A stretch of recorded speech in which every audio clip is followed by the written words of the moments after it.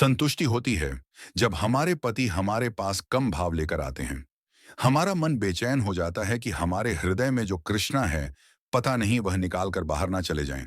ऐसा उसे बहन ने मेरे से सवाल किया कि जब पति कम भाव से अपनी पत्नी के पास आता है तो पत्नी को अच्छा नहीं लगता, क्योंकि पत्नी के अंदर भगवत भक्ति जाग गई है, प्रेम जाग गया।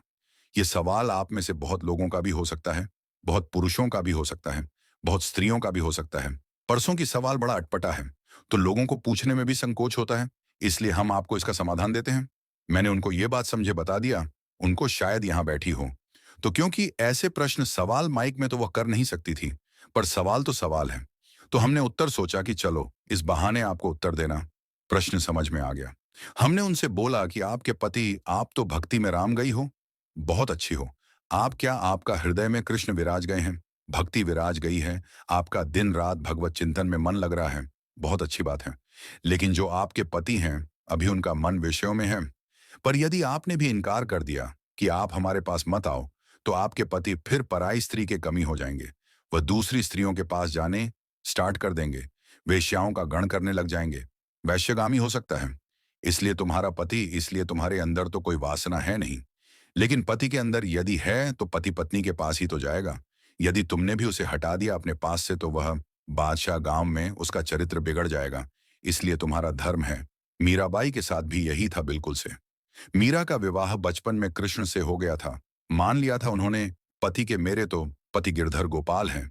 लेकिन फिर भी उनके माँ बाप ने जबरदस्ती उनका विवाह भोजराज से कर दिया। जो राणा के बेटे हैं, तो भोजराज राणा के साथ उनका विवाह हुआ।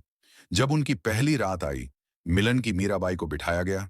एक कमरे में सिर्फ दीपक का प्रकाश था, और जो कि रिवाज है, घूंघट डाल के मीराबाई को बिठाया गया। तभी रात्रि को पहले, रात्रि पहला मिलन। जब भोजराज आए तो मीरा ने अपना दुपट्टा, अपना मुंह खोलते हुए भोजराज से कहा कि यह दुनिया कहती है कि आप मेरे पति हैं, कि यह दुनिया कहती है कि आप मेरे पति हैं, पर मेरी अंतरात्मा तो कहती है कि मेरे पति केवल कृष्ण, लेकिन मेरे मन पर, मेरे प्राणों पर तो कृष्ण का अधिकार है। लेकिन आप व्यवहार जगत में मेरे पति बने हैं। सारी दुनिया तो यही मानती है कि आप मेरे पति हैं, कृष्णा मेरे पति हैं। यह तो केवल मैं जानती हूं। मेरे मन की बात है, या मैं जानूं या वो जाने, आप तो नहीं जान पाओगे। तुम मेरा मन, मेरे प्राणों पर, मेरे मन पर तो मेरे कृष्ण का अधिकार है।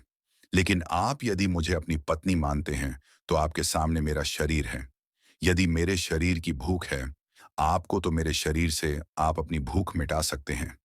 लेकिन मेरे मन पर, मेरे प्राणों पर तो मेरे गिरधर गोपाल का ही बस है, कब्जा है। तो इस बात से यह सिद्ध होता है कि यदि आपका पति कामुक है तो फिर आपका धर्म है कि आप अपने पति को भी धीरे धीरे सत्संग से जुड़े कथाओं से जोड़ें, धीरे धीरे उसके मन को भी बदलें और उसका साथ दें। आप यदि सोचेंगे कि मैं तो भक्ति में रम हूं, अब मेरे पति जो मेरे साथ रमण करेंगे, तो वह गलत है। वह गलत नहीं है। आपका धर्म है कि आप अपने पति को खुश रखें, प्रसन्न रखें। धीरे धीरे उसे भी सत्संग से जोड़कर देखा, मन बदला जा सकता है। मन बदला जा सकता कैसे? सत्संग से। यदि स्त्री भक्ति करने लग गई और पति को छोड़कर चली गई, तो तुम्हारा कल्याण होगा। तुम्हारा धर्म क्या है कि यदि तुम्हारे हृदय की शुद्ध हो गई है, तो तुम अपने परिवार के सभी सदस्यों की, अपने पति की, अपने बच्चों की भी शुद्ध करो।